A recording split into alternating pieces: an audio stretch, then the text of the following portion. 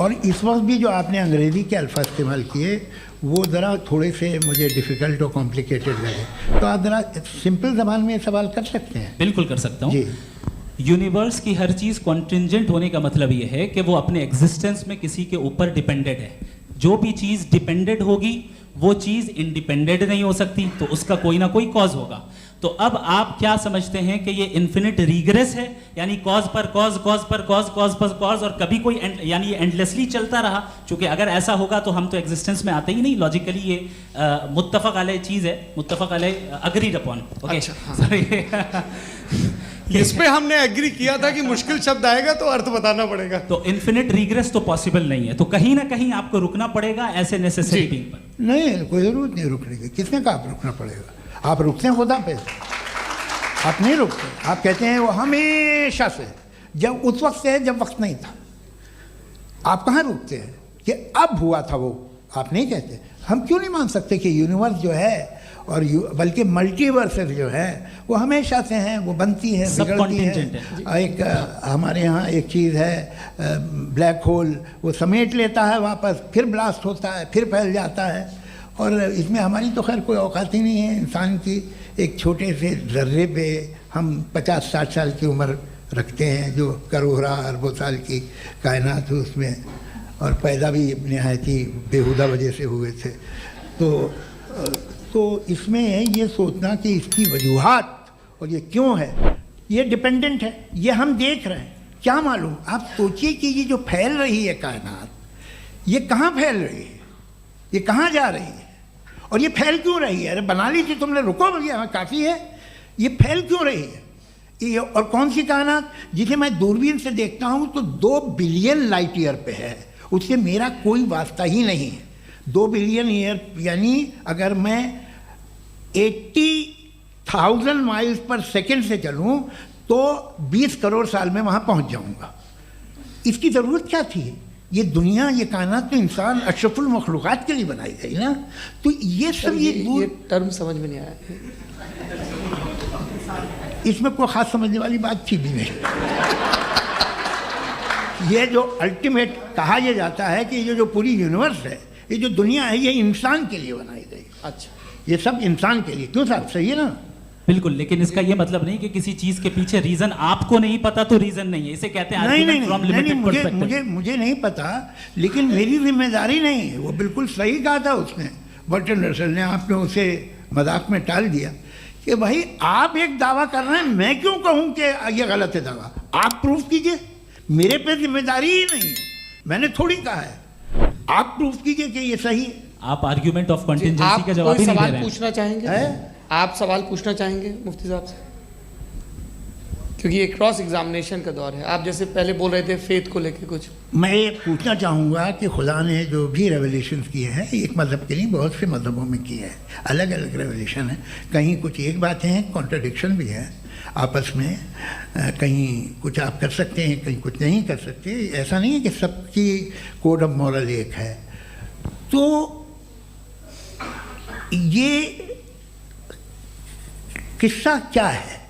अब आप ये देखिए कि मुझे कभी कभी लगता है कि ये जो फुटबॉल फाइनल होता है, लाखों लोग होते हैं, फिर वो टीवी कवर कर करोड़ों लोग, अगर उसमें खुदा की एक बूमिंग आवाज़ आ जाती, मैं गॉड हूँ, तो सारे लोग अभी सुन लेते और टीवी पे भी सुन लेते, किस्सा ख़त्म होता।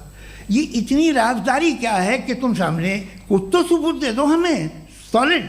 ये कह रहा साहब ये यूनिवर्स कैसे बनी, इससे मसला क्या हल होगा? मैं पूछूंगा आपसे खुदा कैसे बना? क्यों नहीं पूछूंगा कैसे बना? बल्कि वो तो कायनात से कहीं ज़्यादा इंटेलिजेंट है, कायनात से कहीं ज़्यादा कॉम्प्लेक्स। जी वो हमेशा से है, आप कहेंगे मैं मान लूँगा।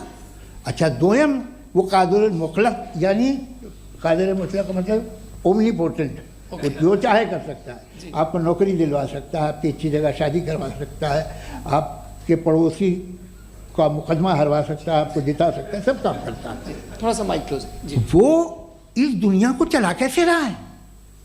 ये दुनिया कैसे चल रही है? आपको इस पर हैरत नहीं होती? या क़यामत के बाद कभी एक जस्टिस होगा, जब ये बच्चा मर चुका होगा जिसकी धज्जियाँ उड़ गई बम से, इसको इंसाफ मिलेगा तब? अच्छा, अब जवाब दूं? हाँ दीजिए। मैं वही इसीलिए आप की तरफ सबसे पहले आपने रेवलेशन और स्क्रिप्चर्स की बात की, इस पे मैं बात कर सकता हूँ लेकिन आज नहीं करूंगा चूंकि वक्त कम है, कभी और इस पे डिस्कस करेंगे। मैं तैयार हूँ उस पे भी बात करने के लिए। ये क्योंकि अभी हमारा से topic- राउंड 2 की भूमिका तय हो रही है। Does God exist round 2? जी चूंकि आज गॉड के एग्जिस्टेंस पे बात है तो मैं उसी के रिलेटेड जो है आपके सवालात को एंटरटेन भी करूंगा और मैं भी पूछूंगा। आपने कहा कि आपने साबित ही नहीं किया, जबकि आर्ग्यूमेंट ऑफ कॉन्टिंजेंसी बुनियादी आर्ग्यूमेंट है। आप मुझे कॉन्टिजेंसी का मतलब बताइए, आपका मतलब क्या कॉन्टिजेंसी?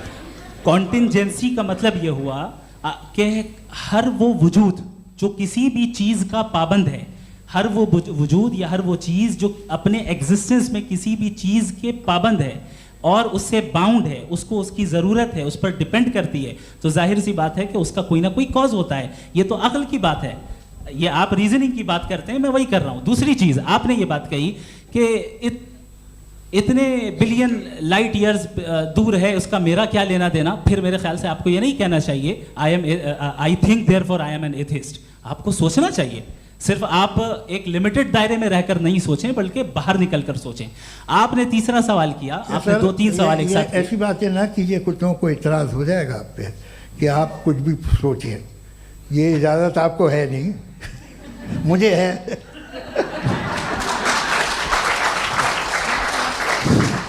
जी आपने प्रॉब्लम ऑफ इविल के ताल्लुक से सवाल किया और बार बार आप एक लफ्ज रिपीट कर रहे हैं कि ओमनीपोटेंट गॉड है, ऑल पावरफुल गॉड है। यही तो दरअसल समझना है कि गॉड का कॉन्सेप्ट क्या है। प्रॉब्लम ऑफ इविल जो है, प्रॉब्लम ऑफ इविल दर हकीकत 2 असम्पशंस पर कायम है।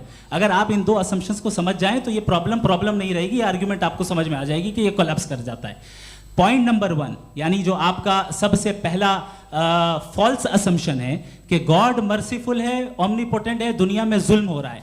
लेकिन आपको ये समझना चाहिए कि हमारे वर्ल्ड व्यू के मुताबिक गॉड सिर्फ ओमनीपोटेंट और सिर्फ मर्सीफुल नहीं है, बल्कि वो ऑल वाइज भी है और वो ऑल नोइंग भी है। उसके हर काम के पीछे हिकमत और विजडम है। ये कोई जरूरी नहीं है कि वो हिकमत और विजडम आपको समझ में आए या मुझे समझ में आए। अगर आप जो समझ रहे हैं उसके मुताबिक आप फैसला कर रहे हैं, ये लिमिटेड पर्सपेक्टिव से आर्ग्यूमेंट है। और इस चीज को हम अपनी दुनिया में, अपने लाइफ में, डेली लाइफ में इस प्रिंसिपल को एक्सेप्ट करते हैं। हम जब किसी डॉक्टर के पास जाते हैं, डॉक्टर के पास जाकर वो अगर उसने हमें कोई दवाई दी है तो हम ये तो नहीं कहते कि जब तक आपके पास जितना नॉलेज और जितना विजडम नहीं है, आपने क्यों ये दवाई दी है, तब तक हम इस चीज को एक्सेप्ट नहीं करेंगे। नहीं कहते, हम उसकी अथॉरिटी को तस्लीम करते हैं। क्यों? क्योंकि उसकी हम जानते हैं कि वो नॉलेजेबल है, वो विजडम वाला है, हमसे ज्यादा नॉलेज और हमसे ज्यादा विजडम है। बताएं सर। नहीं, डॉक्टर में और खुदा में बड़ा डिफरेंस है। डॉक्टर पढ़ा लिखा होता है एक, तो मैं उसकी बात सुनूंगा। 2M ये नहीं, कुछ जवाब तो ये भी नहीं है। सर प्लीज, आ आप जाइए, अगर चलिए। सब ऑडियंस से बोलने लगेंगे तो हाँ। फिर मतलब नहीं सिविलाइज बहस का। मतलब आप ये कहें कि चूंकि आप डॉक्टर पे बिलीव करते हैं इसलिए खुदा पे बिलीव किए, क्या ये मिसाल आपको समझाने के लिए। आर्ग्यूमेंट है, इस पे आपको एतराज नहीं है। तो सिंपल बात ये है कि मैं अगर ये यकीन कर लूँ कि एक ओमनीपोटेंट, उसकी मसलहत है, ये जो बच्चे मर रहे हैं ये मसलहत है उसकी, मुझे नहीं चाहिए थी मसलहत। उसकी मसलहत नहीं, यही तो समझना है। मतलब एक्सपीडियंसी। अच्छा, इस आपने अभी मेरी बात पूरी सुनी नहीं। मैंने कहा आपका पूरा आर्ग्यूमेंट 2 फॉल्स असम्पशंस पर है। एक फॉल्स असम्पशन मैंने बता दिया, दूसरा फॉल्स असम्पशन ये है कि इस दुनिया में इविल के होने का कोई गुड रीजन नहीं है, जबकि हमारे पास बाज रीजंस मौजूद हैं, हमारे पास बाज वजूहात मौजूद हैं। अगर इस दुनिया में इविल ना हो तो आप गुड को डिफाइन कैसे करेंगे? अगर जुल्म ना हो आप इंसाफ को समझेंगे कैसे? अगर तारीकी ना हो तो आप लाइट को समझेंगे कैसे? बहुत अच्छे। अभी और सुन लें, अभी और बाकी है। ये तो बात बहुत पसंद आई साहब मुझे कि जब तक रेप ना हो तब तक औरतों की इज्जत का ख्याल आपने मेरा जवाब पूरा सुना ही नहीं। जब तक के बच्चों का कत्ल ना किया जाए तब तक आपको बच्चों की मासूमियत की इज्जत है। आपने पूरा जवाब सुना ही नहीं। क्या बात है, क्या आपने नुक्ता निकाला? आपने पूरा जवाब सुना ही नहीं। आप सुन लें, मेरी बात सुन लें। ये मैंने आपको एक चीज बताई। दूसरी चीज, इस दुनिया में हम आए हैं टेस्ट के लिए, हमारा टेस्ट हो रहा है और हर इंसान का अलग अलग अंदाज में टेस्ट होता है। और इस दुनिया में अगर इविल मौजूद है तो वो इविल जरिया है हमारे अंदर ह्यूमन नोबल क्वालिटीज को डेवलप करने का और अलग अलग फील्ड में प्रोग्रेस करने का। और अगर हमारे अंदर और इस दुनिया में इविल नहीं होता तो बताइए टेस्ट का मतलब क्या होता? अगर मैं अपने स्टूडेंट को MCQs दूं और उसमें सिर्फ राइट आंसर लिख कर दे दूं और कहूं तुम्हारा टेस्ट हो गया, ये मीनिंगलेस है। इस दुनिया में अगर हम टेस्ट के लिए आए हैं तो जाहिर है गुड एंड इविल दोनों मौजूद है। तो अगर